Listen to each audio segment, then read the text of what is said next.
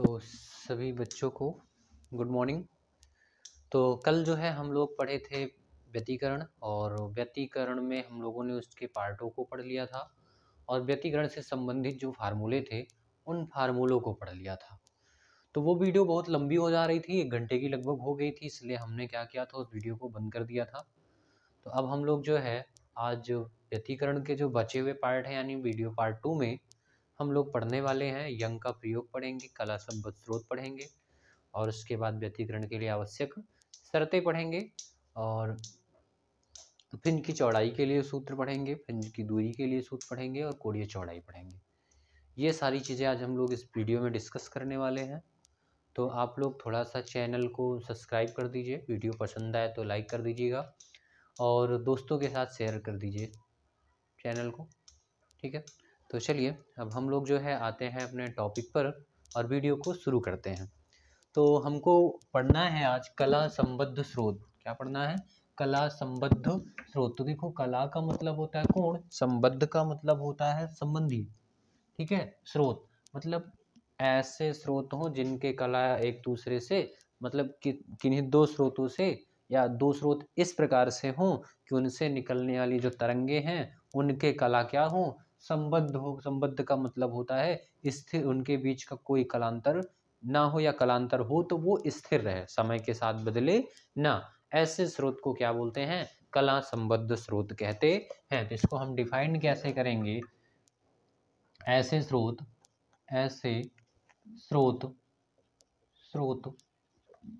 जिनकी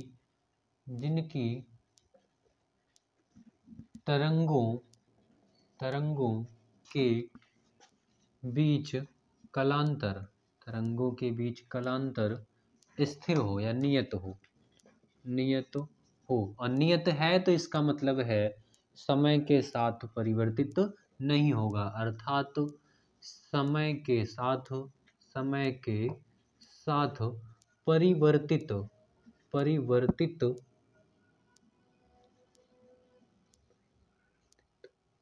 परिवर्तित ना हो। ऐसे दो स्रोत जिनके बीच कलांतर नियत हो अर्थात समय के साथ परिवर्तित ना हो, कला संबद्ध स्रोत कहलाते हैं। क्या कहलाते हैं? कला संबद्ध स्रोत कहलाते हैं। कला संबद्ध स्रोत कहलाते हैं।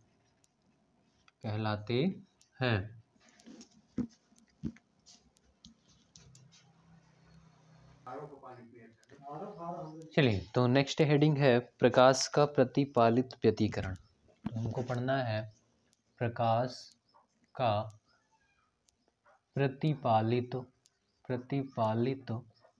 व्यतिकरण। तो देखिए, व्यतिकरण के लिए जो है निम्नलिखित शर्तों का होना आवश्यक है। निम्नलिखित शर्तों का मतलब कुछ शर्तें हैं, इनका होना आवश्यक है। यानी कि व्यतिकरण के लिए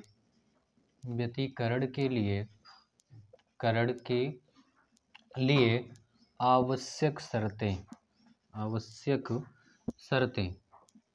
तो देखिए, किन किन शर्तों का होना आवश्यक है व्यतिकरण के लिए।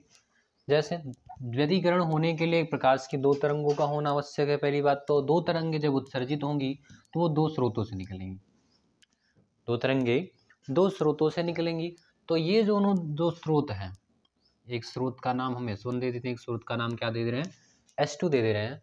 तो ये दोनों जो स्रोत हैं इनके बीच कलांतर नियत होना चाहिए। कलांतर का मतलब जैसे इससे कोई तरंग निकल रही है और इससे कोई तरंग निकल रही है, तो इन दोनों के तरंग के कलाओं के बीच जो अंतर है वो क्या होना चाहिए? स्थिर होना चाहिए। अर्थात जितना आगे पीछे प्रारंभ में दोनों तरंगे हैं उतने आगे पीछे यहाँ पे भी होनी चाहिए, उतने आगे पीछे यहाँ पे। मतलब प्रत्येक क्षण जो है, प्रत्येक दूरी पर इन दोनों के बीच का जो कलांतर है वो समान होना चाहिए।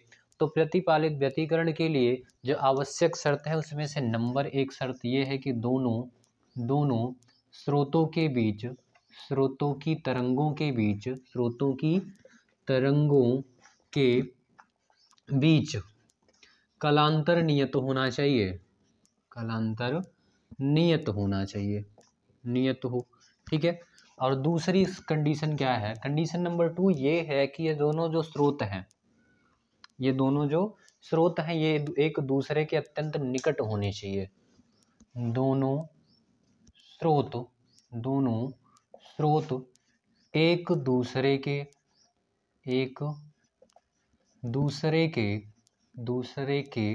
निकट होने चाहिए।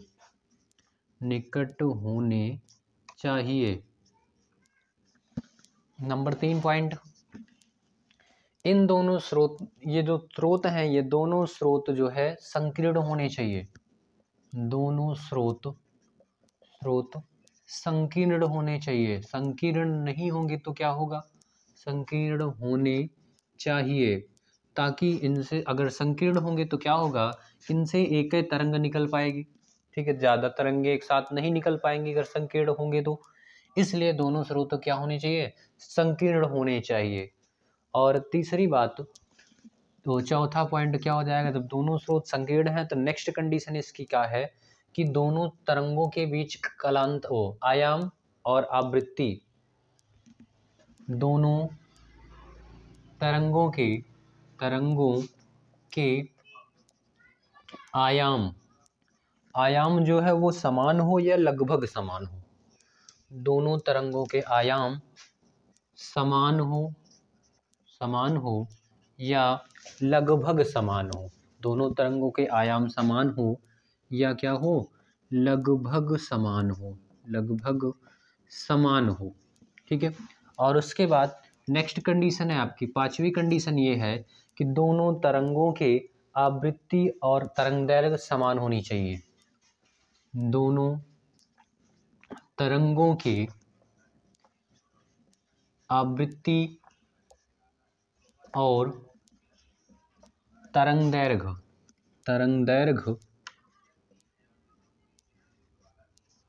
आवृत्ति और तरंगदैर्घ्य समान होनी चाहिए।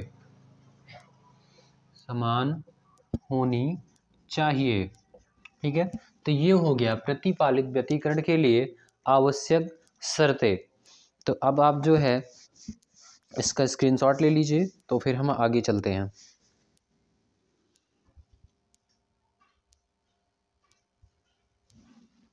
ले लिया आपने स्क्रीनशॉट? चलिए अब आगे चलते हैं हम लोग।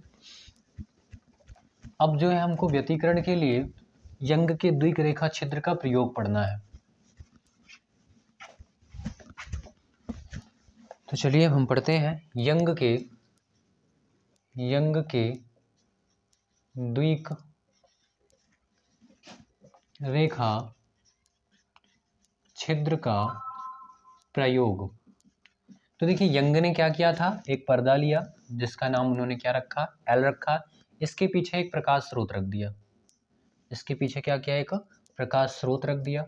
और यहाँ पे एक पतली सी स्लिट काट दी। स्लिट का मतलब जैसे कोई गत्ता है, उस गत्ते में ब्लेड से लाइन खींच दी जाए, तो उतना पतला एक स्लिट काट दिया जिसका नाम क्या रख दिया उसने? यस रख दिया।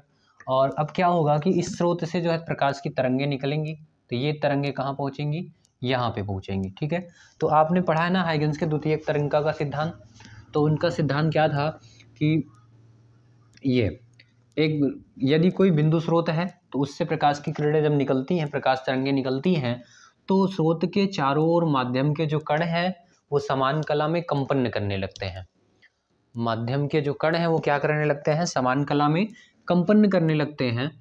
और किसी भी क्षण या इस माध्यम में खींचा गया वह पृष्ठ जिस पर उपस्थित माध्यम के सभी कण समान कला में कंपन करते हैं तरंगाग्र कहलाता है। ठीक, फिर उसके बाद आपने पढ़ा कि इस तरंगाग्र पर उपस्थित ये जो माध्यम के कण हैं फिर से एक नए प्रकाश स्रोत की भांति कार्य करते हैं, जिससे फिर से क्या निकलती हैं? द्वितीयक तरंगिकाएं निकलती हैं, जो कि माध्यम में पहली तरंग की चाल से आगे बढ़ती हैं या पूर्ववत तरंग की चाल से क्या करती हैं? आगे बढ़ती हैं। तो होगा क्या कि यहाँ से इस प्रकाश स्रोत से तरंगें निकलेंगी तो यहाँ एस पर पहुंचेंगी, स्लिट एस पर पहुंचेंगी। जब स्लिट एस पर ये प्रकाश की तरंगें पहुंचेंगी तो यहाँ स्लिट एस पर उपस्थित जो माध्यम का कण है वो एक नए प्रकाश स्रोत की भांति कार्य करेगा। और जब ये नए प्रकाश स्रोत की भांति कार्य करेगा तो इससे फिर से क्या होंगी? द्वितीयक तरंगिकाएं उत्सर्जित होंगी। तो उसके बाद यंग ने क्या किया, इससे अल्प दूरी पर एक पर्दा और रखा यम, और उस पर्दे में दो स्लिट काट दी जो कि इससे समान दूरी पर थी। एक स्लिट ये हो गई और एक स्लिट ये हो गई। ठीक है, और जो कि इससे क्या थी, समान दूरी पर थी। समान दूरी का मतलब लगभग इतना दूर आएगा। समान दूरी पर दो स्लिट काट दी, एक का नाम रख दिया क्या, S1 और एक का नाम रख दिया S2। अब देखिए होगा क्या, इससे जब द्वितीय, इससे जो है तरंगे निकलेंगी S1 S से, यहाँ S पर उपस्थित जो बिंदु माध्यम का कण है वो एक नए प्रकाश स्रोत की भांति कार्य करेगा, तो इससे नई तरंगे निकलेंगी।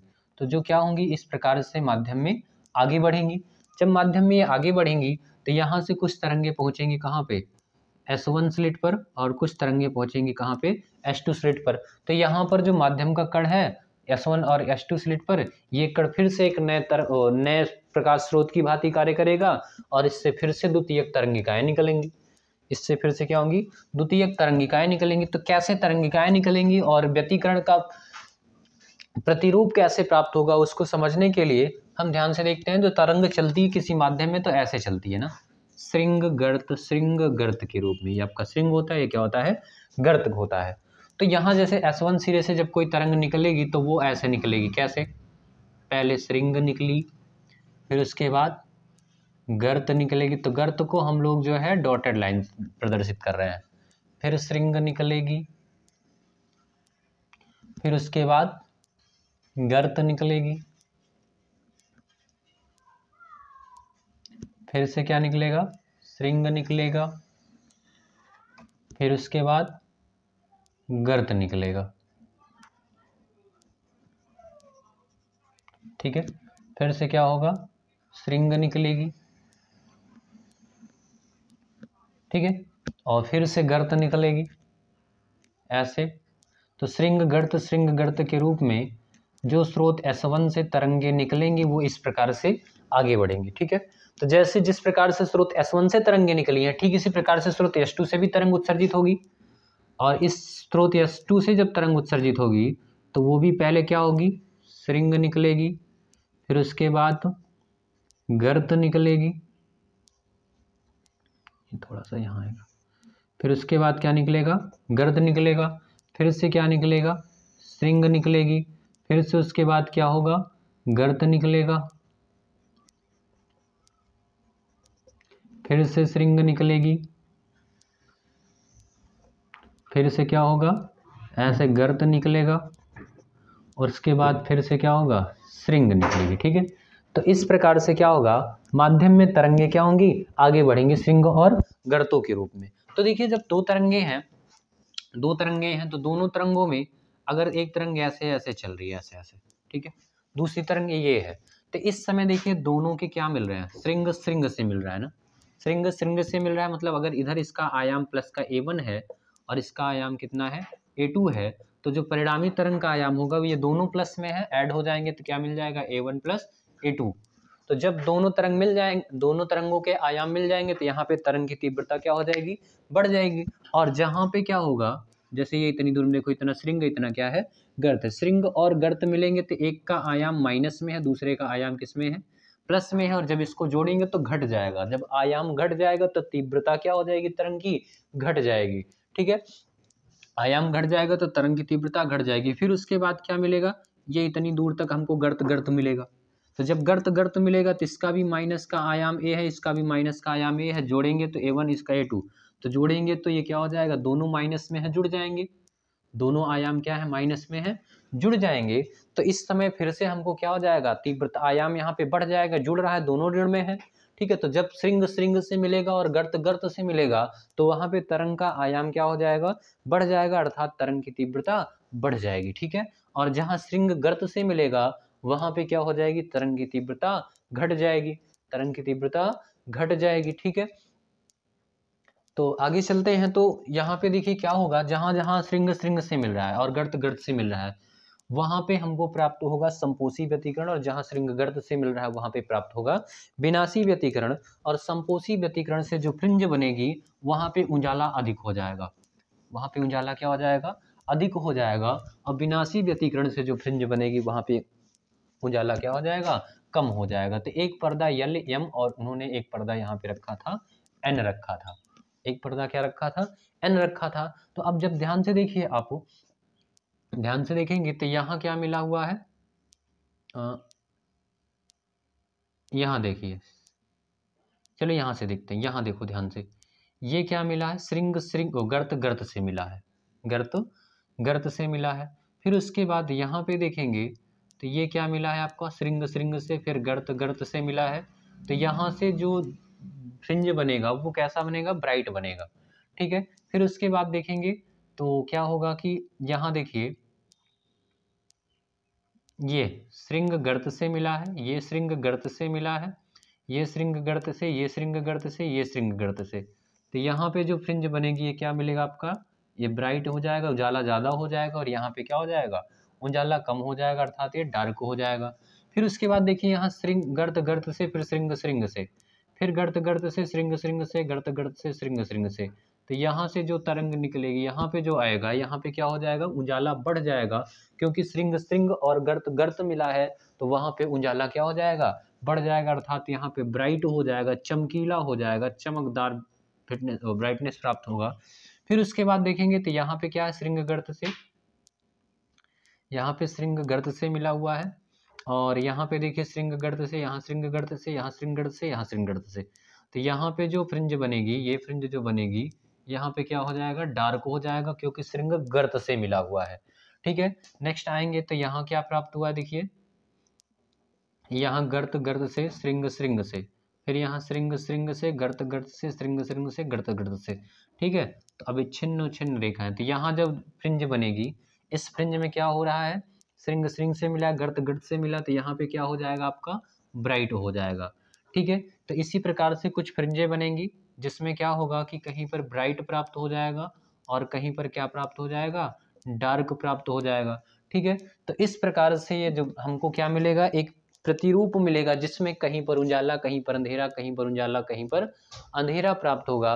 तो इस प्रकार से जो प्रतिरूप प्राप्त होगा उसी को बोलते हैं व्यतिकरण प्रतिरूप कहते हैं, ठीक है। ये था यंग के द्विरेखा छिद्र का प्रयोग है। जहाँ श्रृंग श्रृंग से मिलेगा वहाँ पे ब्राइट हो जाएगा, जहाँ गर्त गर्त से मिलेगा वहाँ पे ब्राइट हो जाएगा, जहाँ श्रृंग गर्त से मिलेगा वहाँ पे क्या हो जाएगा, अंधेरा हो जाएगा, क्योंकि एक पॉजिटिव आयाम एक निगेटिव आयाम जब ऐड होंगे तो आयाम घट जाएंगे और तरंग की तीव्रता क्या हो जाएगी, घट जाएगी, ठीक है।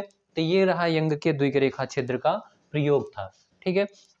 अब अगर इसको जब हम पर्दे पे लेते हैं, जब इसको हम पर्दे पर लेते हैं तो पर्दे पर हमें एक ऐसा प्रतिरूप प्राप्त हो जाएगा, जैसे ये पर्दा है, ठीक है, ये पर्दा है, तो यहाँ पे पहले ब्राइट हो जाएगा और फिर डार्क हो जाएगा, ब्राइट हो जाएगा, फिर क्या हो जाएगा, डार्क हो जाएगा, फिर से क्या मिलेगा, कुछ दूर उजाला मिलेगा, फिर कुछ दूर हमको क्या मिलेगा, अंधेरा मिलेगा, ठीक है। ये ब्राइट हो गया, ये डार्क हो गया, फिर ब्राइट, ये डार्क, फिर उसके बाद कुछ दूर हमको क्या मिलेगा, उजाला मिलेगा, फिर कुछ दूर क्या हो जाएगा, अंधेरा हो जाएगा, तो ये हो जाएगा ब्राइट डार्क ब्राइट।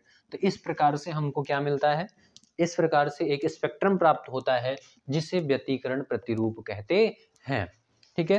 तो अब हमको जो है फ्रिंज की चौड़ाई नापना है, क्या करना है, ये जो व्यतिकरण प्रतिरूप बना है इन प्रतिरूपों की चौड़ाई निकालना है, कौन सा प्रतिरूप कितने चौड़ाई का बनेगा, ठीक है। और उसके बाद साथ में इसकी केंद्रीय फ्रिंज से उच्च दूरी निकालनी है और इन सारी चीज़ों के लिए व्यंजक प्राप्त करने हैं। तो उसके लिए हम लोग क्या करेंगे, यंग के प्रैक्टिकल का सहारा लेंगे और उसके साथ जो है इसके लिए फार्मूला नोट करेंगे, ठीक है। तो चलिए हम इसको हम मिटा देते हैं, फिर आगे चलते हैं। अपना अगला टॉपिक है फ्रिंज चौड़ाई नापकर प्रकाश की तरंग दैर्घ्य ज्ञात करना है। मिटा दें इसको, चलिए मिटा देते हैं।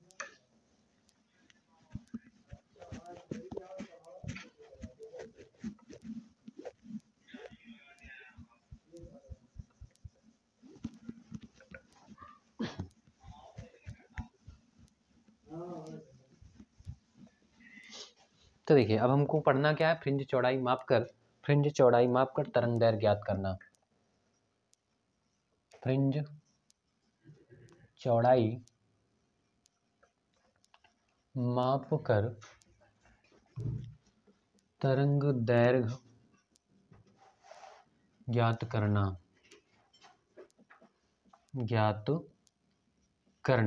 फ्रिंज चौड़ाई मापकर तरंग दैर्घ्य ज्ञात करना। तो देखिए हाइगन्स ने क्या किया था, यंग ने क्या किया था, एक पर्दा लिया था, ठीक है। या इस पर्दे का काम खत्म करते हैं अब हम लोग, ठीक है। सिंपल सा एक स्लिट करिए, चलो यही पर्दा रहने दो। एक पर्दा लिया था जिसका नाम क्या रख दिया, एस, यहाँ पे एक स्लिट काटा जिसका नाम क्या रख दिया, एस रख दिया, है। ठीक है, अब इस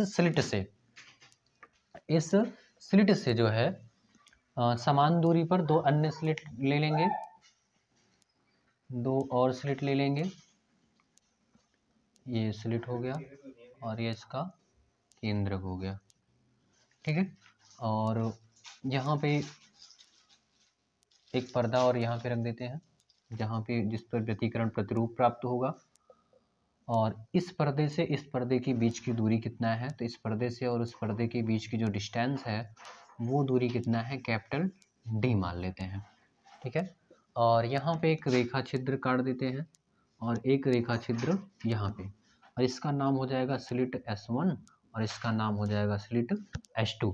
और दोनों स्लिटों के बीच की जो दूरी है, इन दोनों स्लिटों के बीच की दूरी को हम नाम दे देते हैं क्या, स्मॉल डी नाम दे रहे हैं।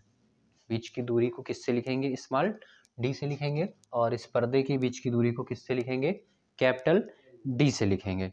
ठीक है, तो अब इसको जो है थोड़ा सा डिफाइन करेंगे, यानी कि डेरिवेशन करने से पहले इसको थोड़ा सा हिंदी में लिखा जाता है। और क्या लिखते हैं कि एक रेखा छिद्र S है, एक रेखा छिद्र S है जिससे समान दूरी पर दो अन्य स्लिटें S1 व S2 हैं, और जिनके बीच की दूरी कितना है, स्मॉल डी है। S1 व S2 है जिनके बीच की दूरी कितना है, स्मॉल डी है। और इन दोनों स्लिटों से अल्प दूरी या न्यूनतम दूरी कैपिटल डी पर एक अन्य पर्दा है जिस पर व्यतिकरण प्रतिरूप प्राप्त होता है।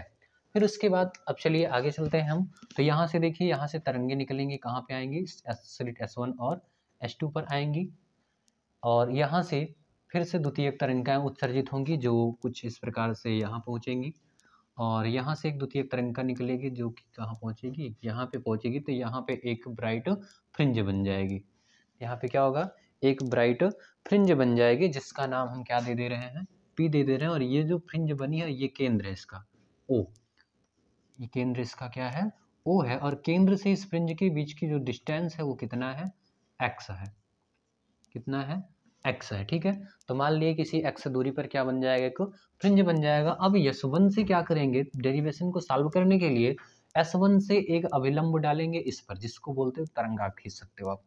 ठीक है, तो S1 से एक अभिलंब डालेंगे, इस पर डालेंगे, तो यहाँ पे जो एंगल बना है इसका नाम दे देते हैं, मान लेते हैं हम कितना बना है, थीटा बना है। और इसके केंद्र को मिलाएंगे बिंदु P से, इसके केंद्र को मिलाएंगे बिंदु P से। तो अब ध्यान से देखिए, ये भी एंगल आपका क्या बन जाएगा, 90 डिग्री बन जाएगा। ये थीटा है, ये 90 है, तो ये वाला जो एंगल बनेगा ये 90 माइनस थीटा हो जाएगा। कितना हो जाएगा, 90 माइनस थीटा। और ये पूरा 90 है तो ये भी क्या हो जाएगा, थीटा ही हो जाएगा, यही क्या हो जाएगा, थीटा ही हो जाएगा। ठीक है, अब चलिए यहाँ पे एक नाम दे देते हैं, क्या नाम दे रहे हैं, ए दे रहे हैं इसका नाम क्या दे रहे हैं, ए दे रहे हैं। तो चलिए एक त्रिभुज बन रहा है अपना, क्या बन रहा है, त्रिभुज S1 S2 A। तो त्रिभुज S1 S2 A में, त्रिभुज S1 S2 में A में क्या ले लेंगे हम लोग। अब ध्यान देखिए, यहाँ पे एंगल थीटा बना है, तो यदि थीटा बहुत छोटा कोण हो, यदि थीटा बहुत छोटा कोण हो, बहुत छोटा कोण हो, तो जब थीटा बहुत छोटा कोण होगा तो ऐसी कंडीशन में होता क्या है, ध्यान देखिए, एक ये त्रिभुज है, ठीक है, एक ये त्रिभुज है, इसमें ये एंगल थीटा है, तो थीटा के सामने की ये भुजा आप कहते हो लंब है, और ये क्या है, आधार है, ये क्या है, आधार है, और ये क्या है, कर्ण है। ठीक है, तो जब थीटा छोटा हो जाएगा तो उसके सामने की ये जो भुजा है ये भी बहुत क्या हो जाएगी, छोटी हो जाएगी। और जब ये भुजा छोटी हो जाएगी आपकी, तो उसके लिए इसकी जो लंबाई है और इसकी लंबाई दोनों क्या हो जाएंगी, समान हो जाएंगी। और ऐसी कंडीशन में ये छोटी भुजा है, तो इस छोटी भुजा में चाहे वो कर्वाकार हो और चाहे सीधा हो, दोनों में इतने छोटे पार्ट में अंतर स्पष्ट नहीं होगा।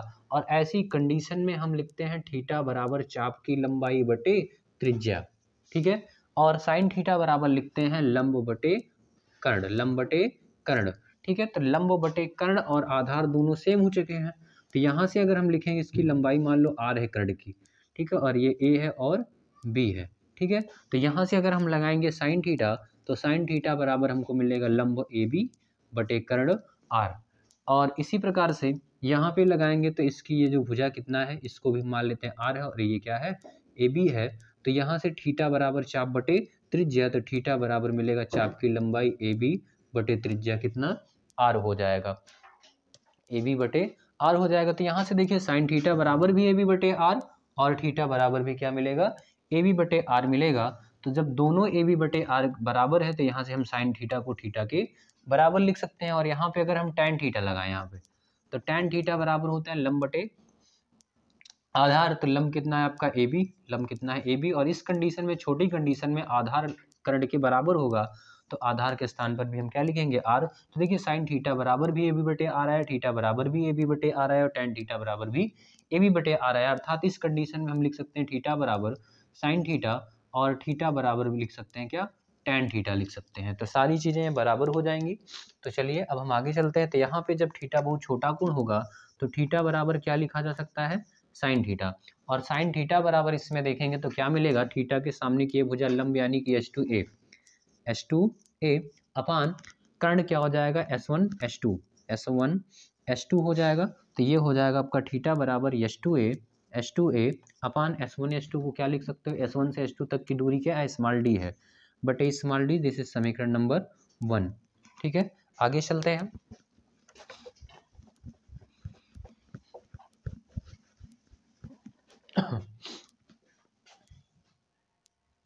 तो आगे आएंगे तो ध्यान देखेंगे, यहाँ पे एक त्रिभुज और बन रहा है अपने पास, एक समकोण त्रिभुज।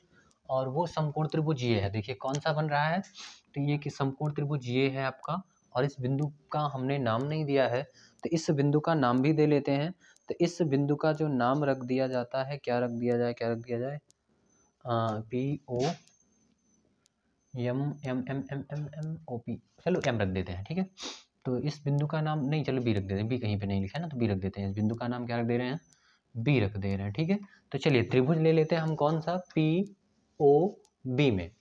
तो त्रिभुज पी ओ बी में, ठीक है, थीटा बराबर यहाँ पे मिल जाएगा आपको टैन थीटा। और टैन थीटा क्यों ले रहे हैं, क्योंकि हमको ये पर्दे की दूरी को, जो फ्रिंज बनी है उसकी केंद्रीय फ्रिंज से दूरी भी चाहिए और ये दोनों पर्दों के बीच की डिस्टेंस भी मिल जाएगी, ठीक है। तो यहाँ पे ये थीटा के सामने की भुजा लंब कितना है आपका, लंब है x अपान आधार कितना है, कैपिटल डी है, तो अपान कैपिटल डी हो जाएगा। तो यहाँ से थीटा बराबर x अपान आपको मिल गया कैपिटल डी। दिस इज समीकरण नंबर 2। समीकरण 1 में थीटा बराबर हमको क्या मिला हुआ है, समीकरण 1 में थीटा बराबर मिला है H2A अपान डी, और 2 में क्या मिला है, x अपान डी। दोनों की तुलना कर देंगे तो समीकरण 1 व 2 से, समीकरण 1 व 2 से यहाँ पे आपको थीटा बराबर क्या मिलेगा, H2A अपान डी मिलेगा। क्या मिलेगा, H2A अपान डी मिलेगा। तो यहाँ पे आप रख दोगे H2A upon D, small D is equal to, यहाँ पे थीटा की वैल्यू क्या है, x अपान कैपिटल डी प्राप्त हुआ है, ठीक है। तो ये हो गया आपका H2A अपान डी और ये हो गया x अपान कैपिटल डी। चूंकि आपको चाहिए x का फार्मूला, क्योंकि आपको क्या चाहिए, x का फार्मूला चाहिए। नहीं तो एक काम करो, ये H2A क्या है, यहाँ पे इसकी वैल्यू पुट करते हैं पहले हम लोग। जहाँ H2A क्या है, ध्यान से देखो, तो S2 और A ये है, और देखो यहाँ से अगर हमने इस पर लंब डाला है तो ये S1P जो है और AP ये दोनों बराबर हो जाएगा। S1P और AP क्या हो जाएगा, दोनों बराबर हो जाएगा। और जब S1P और AP बराबर होगा तो इस टाइम पर देखिए ये यहाँ से यहाँ तक इसके बराबर हो गया, और दोनों में जो, यानी कि S1P और S2P में जो अंतर बचेगा वो यही खाली बचेगा, क्या, AS2 बचेगा, ठीक है, AS2 बचेगा। अर्थात जहाँ मैं AS2 को लिख सकता हूँ, क्या लिख सकता हूँ, AS2 को लिख सकता हूँ, H2A को क्या लिख सकता हूँ मैं, H2A को लिख सकता हूँ H2P बन रहा है नहीं, जहाँ हम इसको क्या लिख सकता हूँ, H2A और H2A को क्या लिख सकते हैं, H2A, ठीक है, H2A को लिख सकता हूँ मैं H2P माइनस, ये देखो A से P, और ये किसके बराबर है, S1P के बराबर है, तो माइनस S1P लिख सकता हूँ, ठीक है। अब जरा ध्यान से देखो, तो S1P यहाँ से यहाँ तक तरंग के द्वारा तय किया गया पथ है, और S2P जो है यहाँ से यहाँ तक तरंग के द्वारा तय किया गया पथ है, और जो S1 H2A है इन दोनों पथों के बीच का अंतर है, ठीक है, इन दोनों पथों के बीच का अंतर है। अर्थात H2A पथांतर है। क्या है? H2A पथांतर है। तो अब हम देखेंगे कि दीप्त फ्रिंज के लिए पथांतर क्या आता है और अदीप्त फ्रिंज के लिए पथांतर क्या आता है, और दोनों कंडीशन में अलग अलग फार्मूला आएगा और उन फार्मूलों को हम यहाँ पे अब आगे निकालें। तो देखिए, अब H2P पथांतर है, ठीक है। तो H2P के लिए हम यहाँ से लिखाएंगे थोड़ा सा, चलो दीप्त फ्रिंज के लिए अलग निकालते हैं, दीप्त फ्रिंज के लिए अलग। तो दीप्त फ्रिंज के लिए, दीप्त फ्रिंज के लिए, अदीप्त फ्रिंज का मतलब है जहाँ पे संपोषी व्यतिकरण हुआ है। तो आपको याद होगा संपोषी व्यतिकरण में हमने पथांतर निकलवाया था H2A, यानी पथांतर का मान जो आया था डेल्टा x बराबर आया था आपका n लेमडा आया था, ठीक है। अतः इसको यहाँ पे पुट करेंगे तो क्या मिलेगा आपको, H2A के स्थान पर क्या रख देंगे, n lambda upon small d बराबर x अपान d हो जाएगा, ठीक है। तो हमको तो तरंग दैर्घ्य का सूत्र चाहिए, फ्रिंज चौड़ाई माप कर तरंग दैर्घ्य ज्ञात करना है, तो तरंग दैर्घ्य का सूत्र चाहिए। तो यहाँ से lambda is equal to D भाग में उधर जाएगा गुणे में, तो x d, ठीक है, और n गुणे में इधर आएगा भाग में अपान N D, x small d अपान n कैपिटल D प्राप्त हो जाएगा, ठीक है। तो ये हो जाएगा हमारा किस कंडीशन के लिए, दीप्त फ्रिंज की स्थिति के लिए जो है तरंग दैर्घ्य का फार्मूला हो जाएगा, जहाँ पे स्मॉल x क्या है आपका, तो केंद्रीय फ्रिंज से उस फ्रिंज की दूरी है, और nवीं फ्रिंज की दूरी है, और n क्या है, फ्रिंज का संख्या है कि कौन से फ्रिंज की ये दूरी है, ठीक है। और उसके बाद d क्या है, दोनों पर्दों यानी कि स्लिट से पर्दे के बीच की दूरी है। तो ये हो गया तरंग दैर्घ्य के लिए फार्मूला। अब यहाँ nवीं फ्रिंज की दूरी के लिए बनाएंगे तो आपको सूत्र मिलेगा x बराबर एन डी भाग में इधर आएगा गुणे में N D lambda upon small D प्राप्त हो जाएगा। तो ये हो गया दीप्त फ्रिंज के लिए, ठीक है। अब हम आएंगे थोड़ा सा अदीप्त फ्रिंज के लिए, तो देखेंगे अदीप्त फ्रिंज के लिए, तो अदीप्त फ्रिंज के लिए पथांतर क्या हो जाएगा, तो आपको याद हो तो वहां पे पथांतर यानी कि H2A बराबर होता था 2n-1 लेमडा बाई 2 था, 2n-1 लेमडा बाई 2 था। अगर इस 2 को हम दोनों के अलग अलग बटे लिख दें तो इसके 2 से उसका 2 कैंसिल हो जाएगा, तो बचेगा n-1/2 लेमडा बचेगा, ठीक है।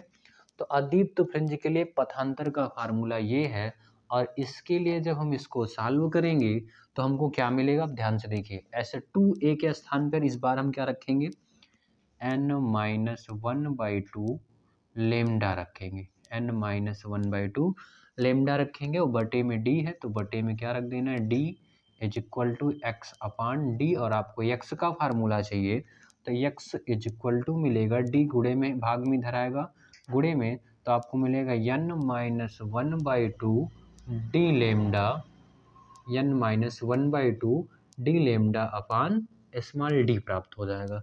ये हो जाएगा अदीप्त फ्रिंज के लिए प्राप्त हो जाएगा आपको व्यंजक, ठीक है। तो अब हमको फ्रिंज चौड़ाई निकालना है, तो चूंकि जगह नहीं बोर्ड में इसलिए आप पहले जो है इसको क्या करिए, नोट कर लीजिए, और उसके बाद जो है नोट करने का मतलब स्क्रीनशॉट ले लीजिए, फिर उसके बाद हम आगे चलते हैं।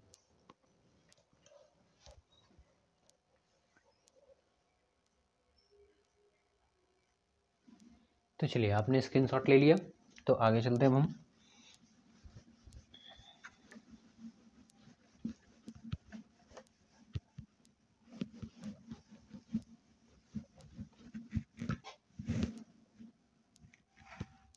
तो नेक्स्ट टॉपिक है आपका फ्रिंज चौड़ाई।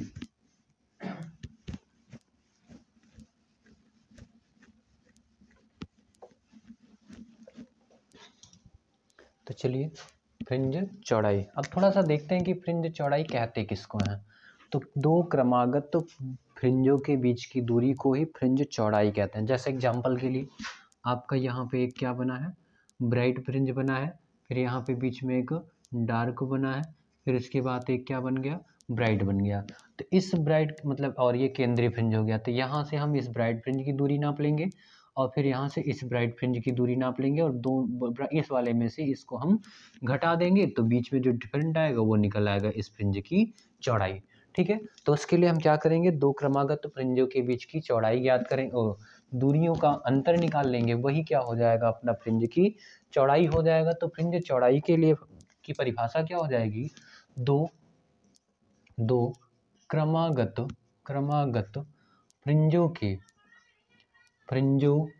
अब वो दोनों फ्रिंज चाहे दीप्त हों या चाहे अदीप्त हों, तो दो क्रमागत फ्रिंजों के बीच की दूरी को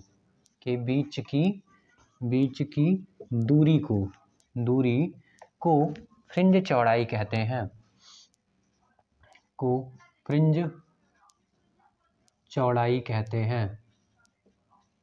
चौड़ाई कहते हैं और इसे W से प्रदर्शित करते हैं। ठीक है, इसे किससे लिखते हैं, इसे W से, फ्रिंज विड्थ का मतलब चौड़ाई हो गया, तो W से प्रदर्शित करते हैं, इसे W से प्रदर्शित करते हैं।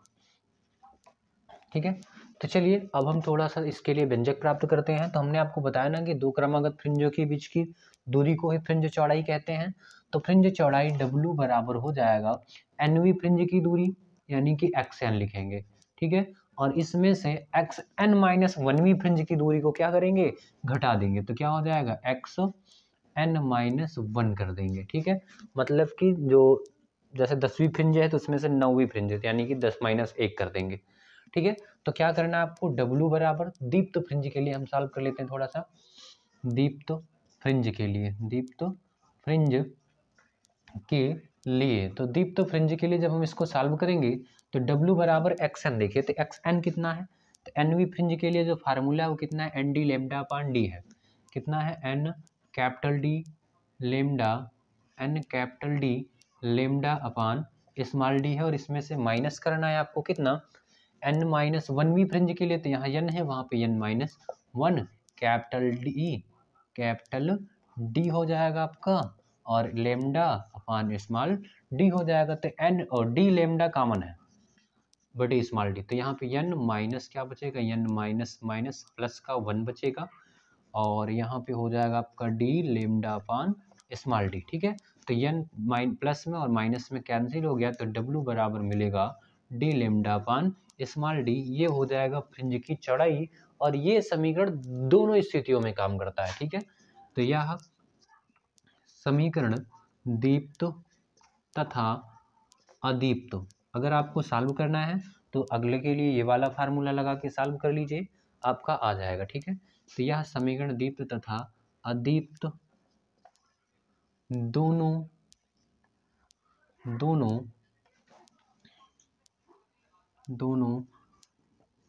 फ्रिंजों की चौड़ाई का है, फ्रिंजों की चौड़ाई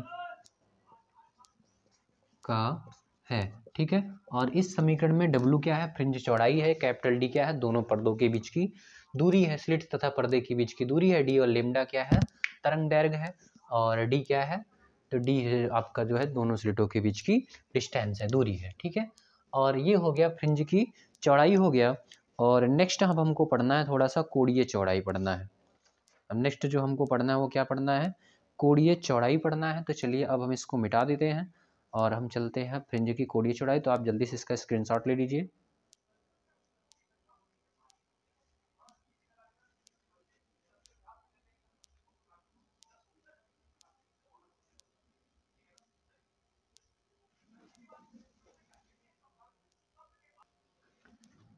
तो चलिए देखिए, अब हमको जो है इसमें एक छोटा सा टॉपिक और पढ़ना था, कोणीय फ्रिंज चौड़ाई। क्या पढ़ना था अभी हमको, कोणीय फ्रिंज चौड़ाई। तो देखिए जैसे फ्रिंज की चौड़ाई था कि एनवी फ्रिंज की दूरी में से n माइनस 1वीं फ्रिंज की दूरी को घटा देंगे तो फ्रिंज चौड़ाई आ गया था। तो उसी प्रकार से क्या करेंगे अब हम, कोणीय चौड़ाई मतलब दो क्रमागत फ्रिंजों के बीच की कोणीय दूरी के अंतर को कोणीय चौड़ाई बोलेंगे। ठीक है, तो दो क्रमागत फ्रिंजों के बीच की दूरी को कोणीय फ्रिंज चौड़ाई, दो क्रमागत फ्रिंजों के बीच की कोणीय दूरी को नहीं इनकी क्या बोलेंगे, कोणीय दूरी को, फ्रिंजों के बीच की कोणीय दूरी को कोणीय चौड़ाई कहते हैं। कोणीय चौड़ाई कहते हैं, जिसको हम बीटा से प्रदर्शित करते हैं। ठीक है, तो इसे बीटा से प्रदर्शित करते हैं,